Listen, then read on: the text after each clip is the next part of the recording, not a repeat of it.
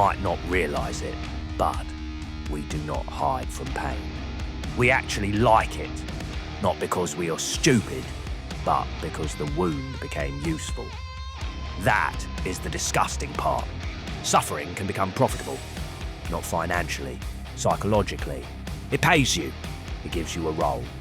The misunderstood one, the abandoned one, the one who would have been great if life had not damaged them first.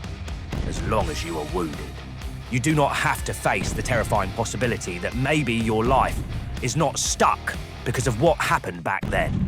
Maybe it is stuck because you were fond of that old wound. Are you ready to rock?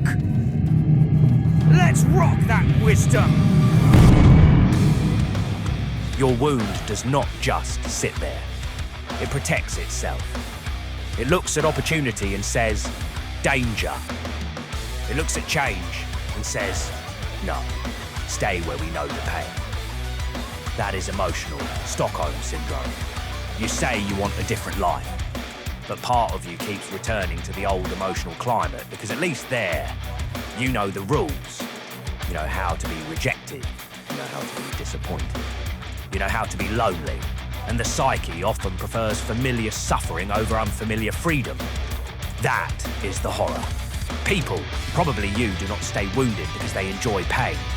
They stay wounded because pain has become predictable, and predictability feels like safety, even when it is killing them. This is where Jung enters, not to comfort you, but to destroy the lie. Jung does not say, everything happens for a reason. No, fuck that shit. Jung goes deeper. For Jung, suffering is not automatically noble. Suffering is a signal, a symptom, a message from the basement of the psyche. The conscious mind says, I'm fine. The body says, bullshit. And if you refuse to listen, the psyche does not politely send you an email. It starts breaking furniture, anxiety, obsession, emotional numbness, repeating the same relationship with a different face, getting angry at tiny things because the real rage has nowhere to go, feeling empty when everything is technically fine. And here is where people ruin it. They think, my suffering says something about me. And maybe it does, but that does not mean it should become your identity. Because the most dangerous moment is not when you suffer. Jung had a word for the face we show the world. The persona. The problem is not that you were wounded. The problem is that the wound became your introduction. Before people even meet you, the wound enters the room. Your suspicion enters first. Your defensiveness enters first. Your I already know how this ends enters first. Your old abandonment enters first. And then you call the outcome destiny. No, it is not destiny. You keep arranging life around the wound, and then acting surprised when everything bows to it. You say, people always leave, but maybe you test them until they get tired. You say, no one understands me, but maybe you made misunderstanding part of your personality. You say, I cannot trust anyone. But maybe distrust became the only place where you feel powerful. And this is the nightmare. You protect the wound. You keep it alive. Jung would call this a complex. A complex is a wound with its own nervous system. Someone takes too long to reply. And suddenly, you are back in the original room. The old room. The room where you learned that love disappears. The room where you learned that needing someone is dangerous. The room where you learned that being seen means being judged. And now, this ancient little dictator inside you grabs the microphone and starts speaking as if it is you. They hate me. I knew this would happen. I should disappear first.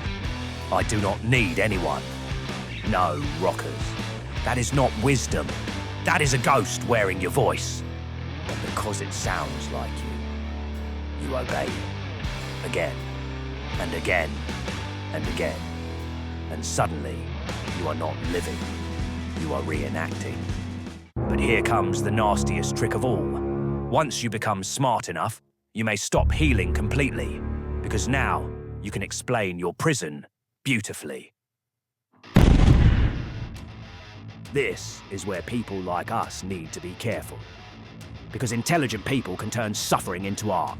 They can analyse their wounds so beautifully that they never have to touch them. They know every concept. Attachment style, shadow work, trauma response, inner child, nervous system, existential dread. They can explain the prison brick by brick, but they still live there. Because insight can become anesthesia, a very elegant drug. You watch videos, you read books, you name patterns, you collect language for your pain. And for a second, it feels like movement, but sometimes you are not moving. You are decorating the cage, and the cage has excellent vocabulary now. This is the shadow side of self-awareness. You can understand everything and still change nothing. You can name the wound and still feed it.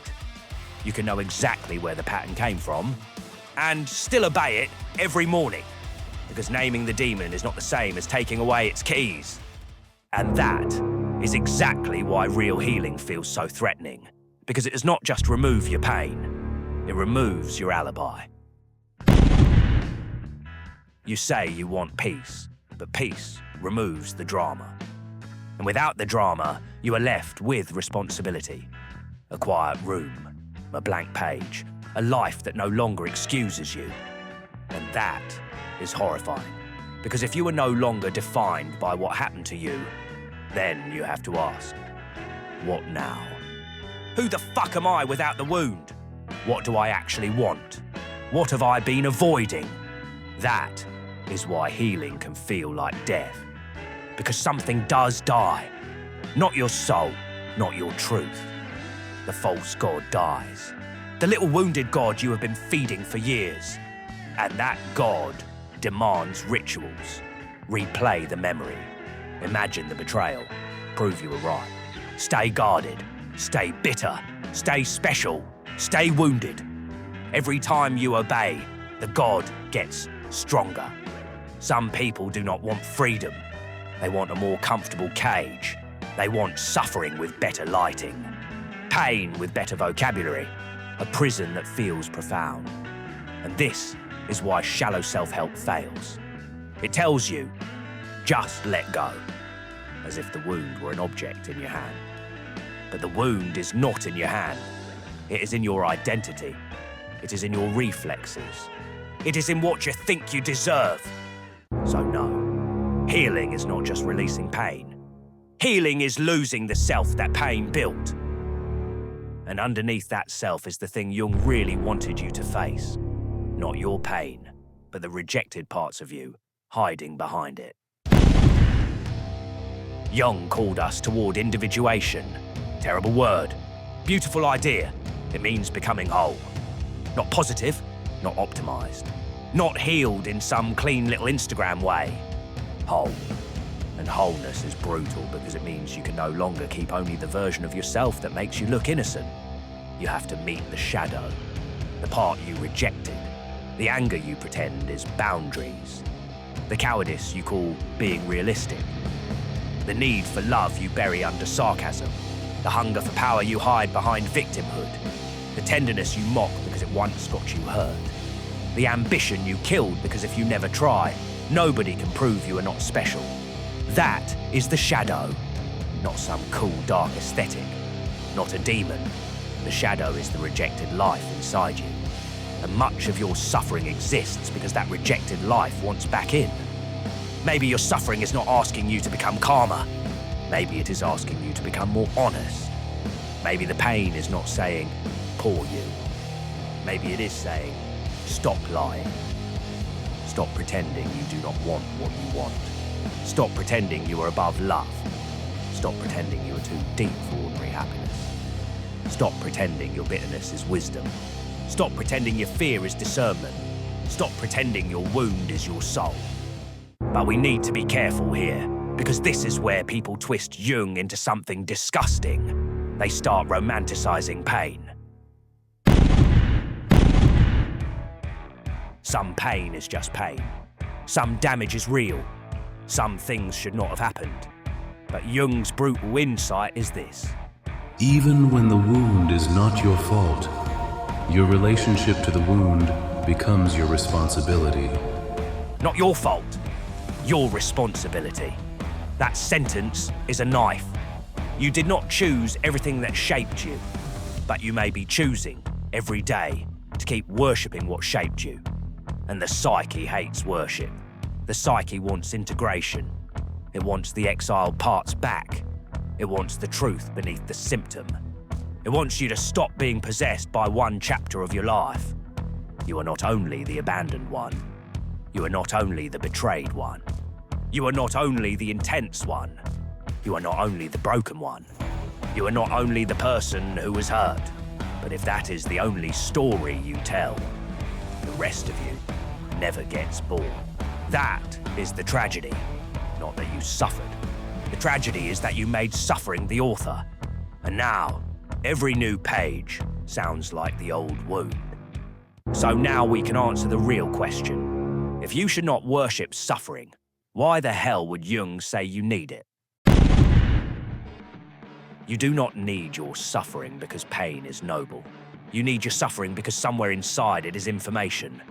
A buried truth, a rejected part, a life you refused, a desire you betrayed, a grief you never finished, a rage you never owned, a tenderness you exiled because it once got humiliated.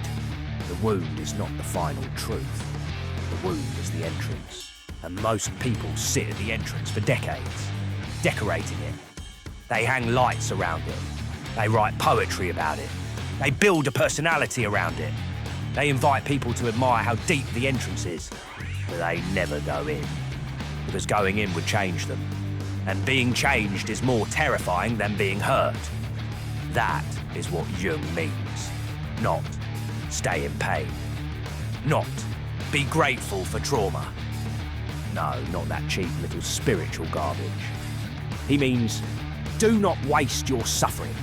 Do not turn it into decoration. Do not turn it into a brand.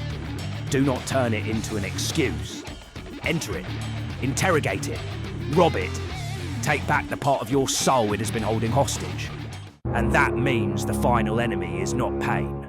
The final enemy is loyalty. Your loyalty to the version of you that pain created. At some point, the wound stops being a wound. It becomes a god. And if you want to live, really live, you are going to have to commit blasphemy. You are going to have to betray the pain that kept you company. No tragic resume. No dramatic explanation. Just you. Unprotected by the old story. Terrified, responsible, alive. Peace is not soft. Peace is exposure. Peace is what remains when the pain no longer tells you who to be. So ask yourself, and do not answer too quickly. Do you actually want to heal? Or do you just want your suffering to become more comfortable? Because those are not the same thing. And Jung came to destroy the difference.